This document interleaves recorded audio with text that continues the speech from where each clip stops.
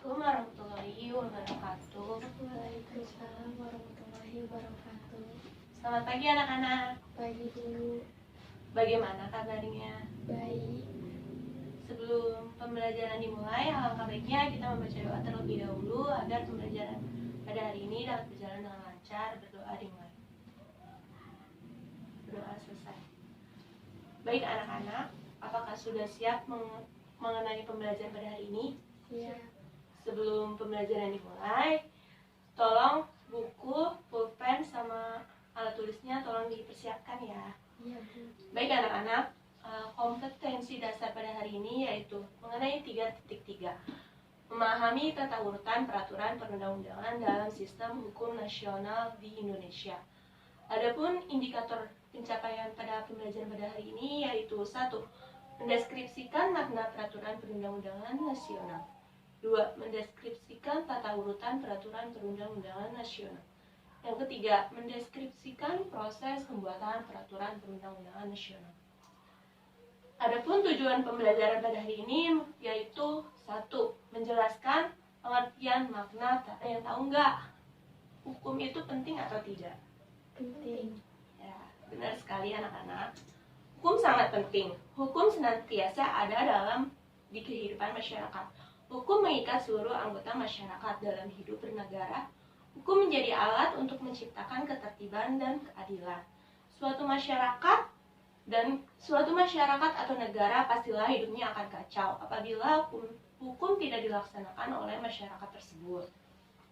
Lalu, adapun makna tata urutan peraturan perundang-undangan di Indonesia. Yang pertama, pengertian peraturan perundang-undangan nasional. Negara Indonesia adalah negara hukum, dinyatakan dalam Undang-Undang Dasar Negara Republik Indonesia tahun 1945. Pasal 1 ayat 3, negara Indonesia adalah negara hukum. Nah, secara formal kalian pasti sudah tahu bentuk peraturan perundang-undangan di sekitar kalian. Nah, contohnya kalian bisa lihat ada tata tertib sekolah, peraturan di lingkungan rumah tangga, peraturan daerah, peraturan pemerintah, undang-undang. Nah, yang kedua yaitu tata urutan peraturan perundang-undangan di Indonesia.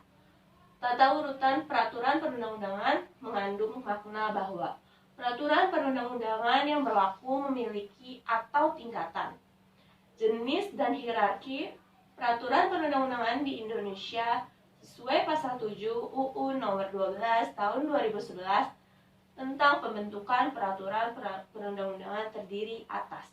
Yang pertama, ada Undang-Undang Dasar Negara Republik Indonesia tahun 1945.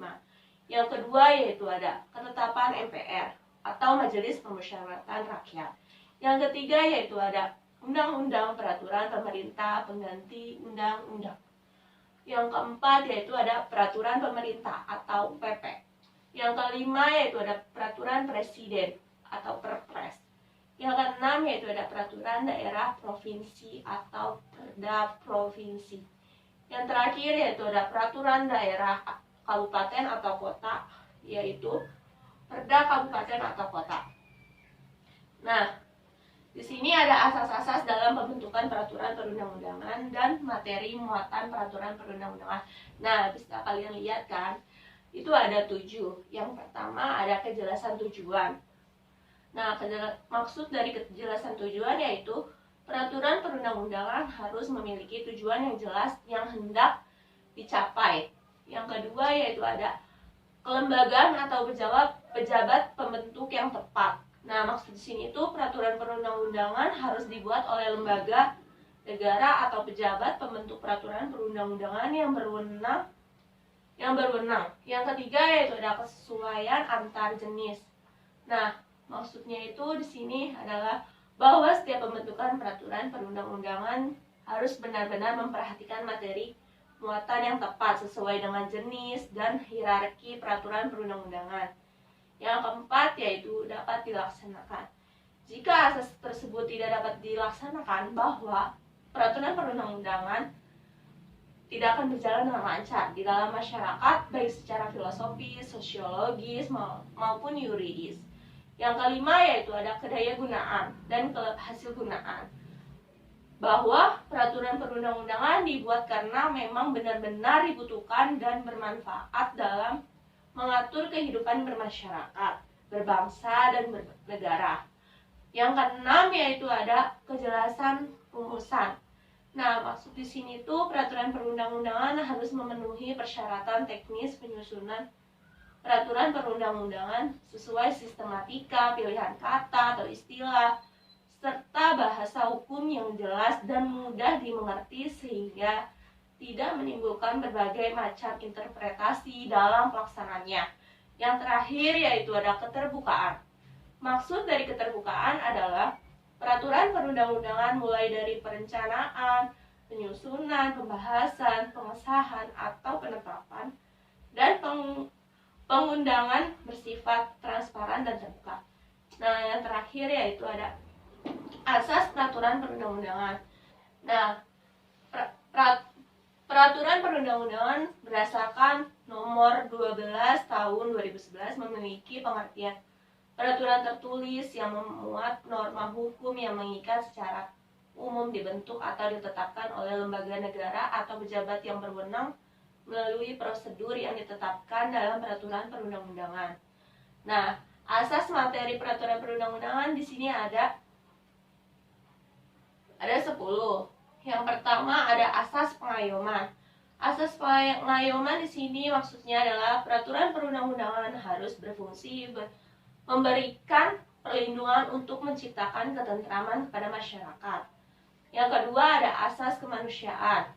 Asas kemanusiaan adalah peraturan perundang-undangan harus mencerminkan perlindungan dan penghormatan hak asasi manusia serta harkat dan martabat setiap warga negara dan penduduk Indonesia secara profesional.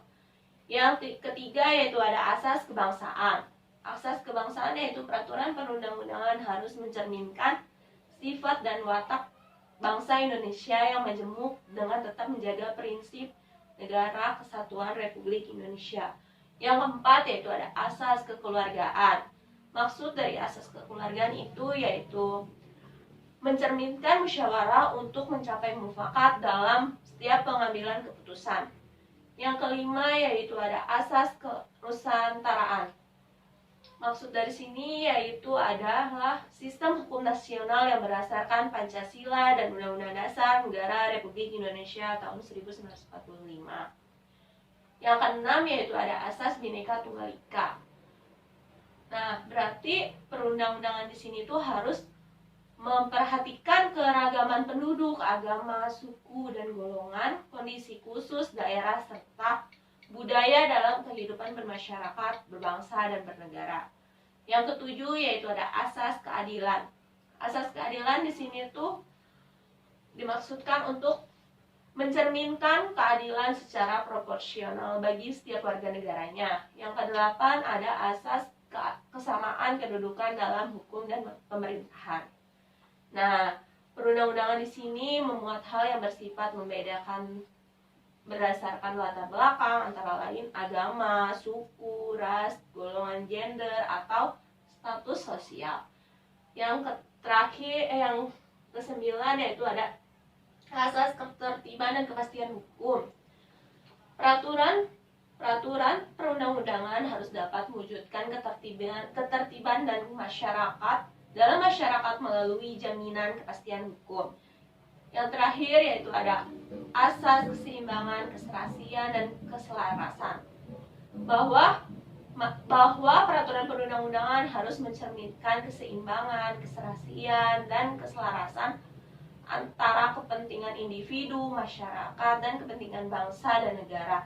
Nah, baik anak-anak, dari penjelasan Ibu tadi, apakah ada yang kurang paham atau tidak jelas mengenai materi tersebut? Sudah, Bu. Baik anak-anak, jika sudah semua sudah paham, baik Ibu cukupkan saja materi pembelajaran pada hari ini. Semoga materi tersebut dapat bermanfaat bagi kalian semua. Kurang lebihnya Ibu mohon maaf. Wabillahi taufiq wal hidayah. Wassalamualaikum warahmatullahi wabarakatuh. Waalaikumsalam warahmatullahi wabarakatuh.